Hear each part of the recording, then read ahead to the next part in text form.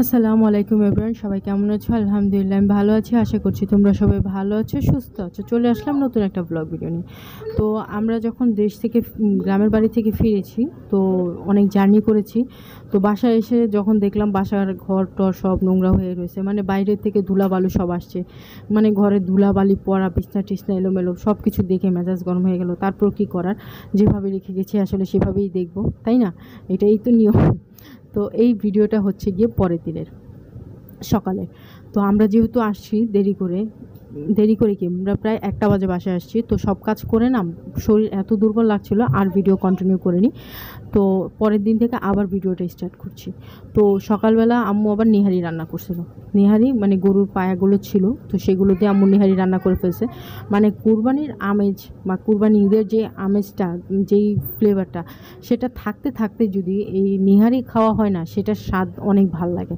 অনেকে আরও পরে খায়, তবে আমরা তাড়াতাড়ি খেয়ে ফেলছি, কারণ রেখে আসলে খাওয়ার কোনো ইচ্ছা নেই। অল্প ছিল পায়া, তো তাড়াতাড়ি রান্না করে ফেলছি। তো আর রুটি বানাইছিলাম ঘরেই, তো সেই রুটি দিয়েই বানিয়ে খাওয়া হলো। আসলে হালাল পথের রুজির ইনকাম দিয়ে কিছু কিনা বা কিছু করা বা কিছু খাওয়া, সেটার স্বাদ একটু অন্যরকম থাকে। তো আমি এখানে 1 কড়াই মাংস নিয়েছি। আমার আসলে বড় বড় জিনিস, বড় বড় রান্নাবান্না, বেশি রান্নাবান্না আমার করতে বা খেতে আমার খুব ভালো লাগে। খেতে খুব কমই আমি তেমন একটা খাওয়া দাওয়া করি না। আমি একটু হেলথ কনসিয়াস, তো আমি শরীর স্বাস্থ্য নিয়ে খুব বেশি চিন্তা ভাবনা করি। তো আমি খুব কম খাই। আমি একবেলা বেশি খেলে পরের বেলা আবার কম খাই, মানে এরকম টাইপের। কিন্তু আমার রান্না করতে খুব ভালো লাগে। আমি কুরবানি ঈদ আসার আগে আমি আমার হাজব্যান্ডকে বলছিলাম যে, জানো আমার না গরুর মাংস হাতাতে বা গরুর মাংস লাড়তে চাড়তে, জিনিসটা ভাগ করতে বা কিংবা একটা জিনিস করতে আমার খুব ভালো লাগে। মানে বড় বড় জিনিস রান্না করব, সবাইকে ভাগ করে দেবো, এই জিনিসটা আমার কাছে খুব ভালো লাগে। তো যেহেতু তার সামর্থ্য যেইটুকু কুলাইছে, আমি যে তার কাছে এই আবদারটা করছি বা তার কাছে এই জিনিসটা বলছি, সেই আবদারটা যে সে রাখছে, এটাই অনেক কিছু। আমি তাকে এক কথা বলার পরেই সে আমার এই আবদারটা পূর্ণ করছে।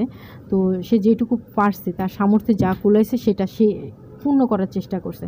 আল্লাহর কাছে দোয়া করি যাতে আমার স্বামীকে সামনের বছর এর থেকে বড় গরু কেনার তৌফিক দান করে আল্লাহ, যাতে আমি সবাইকে দিয়ে সবাইকে করে নিজে রাখি আর না রাখি। কুরবানির মাংস কিন্তু রাখার কোনো সিস্টেম নেই, সবাইকে বিলিয়ে দাও, অল্প কিছু রেখে সবার মাঝে বিলিয়ে দাও। এটাই হচ্ছে কি কুরবানি দেওয়ার নিয়ম আল্লাহর পথে।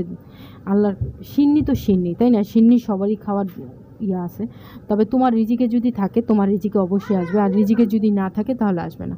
তো আমি তো গরুর মাংসটাকে মশলা টশলা কষায় রাখছিলাম, তারপর মাংসটাকেও সুন্দরভাবে কষায় নিছি। তো তারপরে আর কি কষানোর রান্নার পরের ধাপটা ছিল আম্মু। সেইখান থেকে আম্মু কষানো মাংস নিয়ে আসছে। সেই কষানো মাংস আনছিল, মানে সেইটার যে কী স্বাদ আমি আসলে তোমাদেরকে বলে বোঝাতে পারবো না, কী স্বাদ।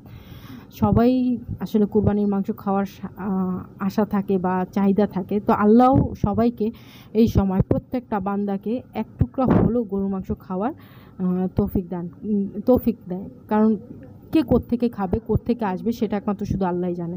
তো বাসায় মেহমান আসবে, তো এই জন্য আম্মু আবার তেহারি রান্না করলো সবার জন্য। আমরা সবাই মিলে এখন তেহারি খাবো। মেহমানও আছে, ওরা পাশের রুমে আছে। তো ওদেরকে খাওয়া দাওয়া করিয়ে এখন আমরা খেতে বসতেছি। কারণ ওদেরকে খাওয়া দাওয়া না করিয়ে আমরা কীভাবে বসি, তাই না? বাচ্চারাও ক্ষুধার্ত, ওরাও খাবে। তো ওদেরকে খাওয়ানো শেষ, ওরা এখন রেস্ট নিতেছে, এখন আমরা বসে খাবো। তো ভাতও রান্না করা হয়েছে, তেহারিও রান্না করা হয়েছে, যে যেটা খায়। কারণ সবাই তেহারি খায় না, সবাই ভাত খায় না। অনেকে বলে যে একসঙ্গে অনেক দিন মাংস টাংস খাইছি, এখন আর খাবো না, ভাত খাবো। তো এই জন্য আর কি ভাতও রান্না করেছে, তেহারিও রান্না করা হয়েছে। তো যাই হোক, চলো আজকে ভিডিওটা এখানেই শেষ করছি। সবাই ভালো থেকো।